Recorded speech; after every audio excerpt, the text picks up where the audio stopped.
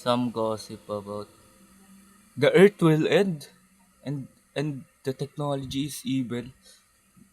Like what the heck? Anong mga pinagkakalat na mga kung ano-ano chismis ng mga reliyosong mga tao ngayon. At alam ko yung religion pa na yun ay Catholic. Parang na-rewire yung mind nila na lahat ng bagay yan nakakatakot. Parang parang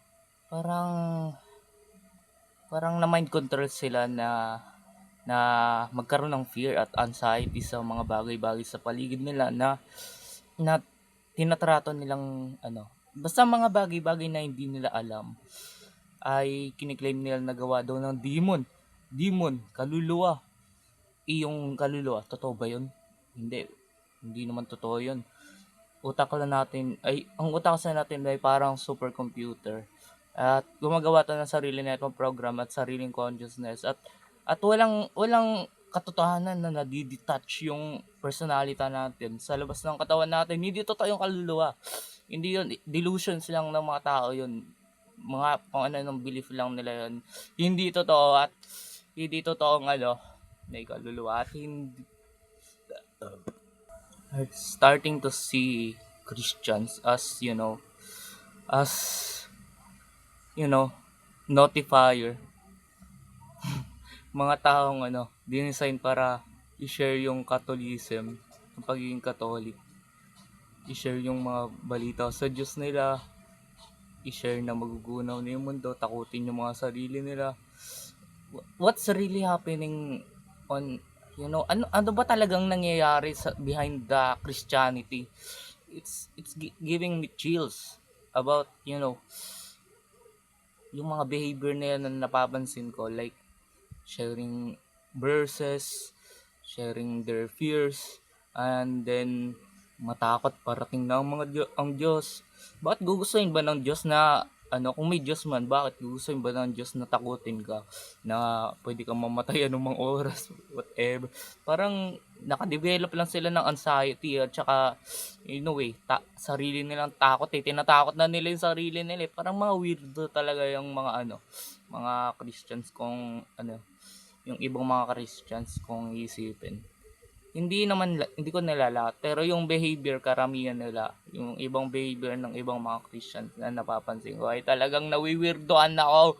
Yung paningin ko sa kanila parang ang weirdo nila, para silang minions ng cult na Christian. Ang ganun.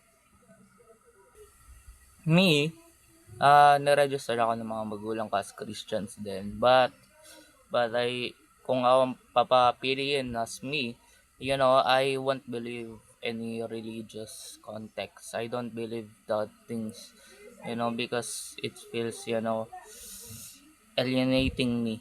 It feels alienating me na kailangan ko ba talaga ng mga paniniwalang ganun? Like, hell, saan pa ba nanggaling yun sa mga Espanyol? Yung kwento tungkol sa mga Diyos? What the heck? Kailangan ko ba talaga maniwala ng Diyos? Tutulungan ba yung survival ko at saka yung nung paraan ng buhay ko? Like, what the heck? They just, blind believers na nabubuhay when sinasaalang-alang yung pagkikredit sa Diyos at paulit-ulit na ginagawang consistent yung pananalangin sa Diyos. Parang they are living and then same time delusional about believing gods, overpowered gods, whatever. Just my opinion It's just my opinion. Hindi ko sinisiraan yung religion, but it's my opinion.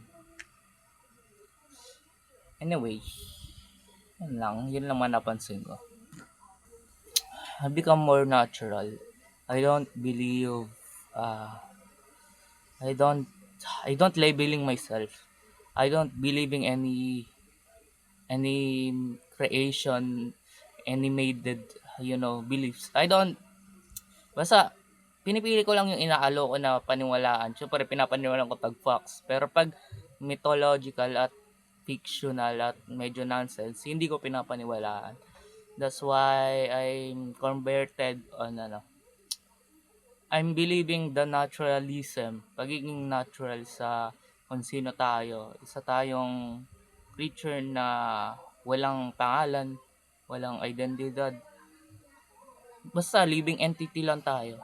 Yun yung pinapaniwalaan ko. That's why I don't believe in kind of religious context. I'm believing on being natural, on living, being I guess survivor for short. Being survivor on this planet. Yun lang. Like, comment, and subscribe if napakinggan, if basta like, comment, at subscribe na lang kayo, and then I will back sa susunod ulit. Bye! See ya!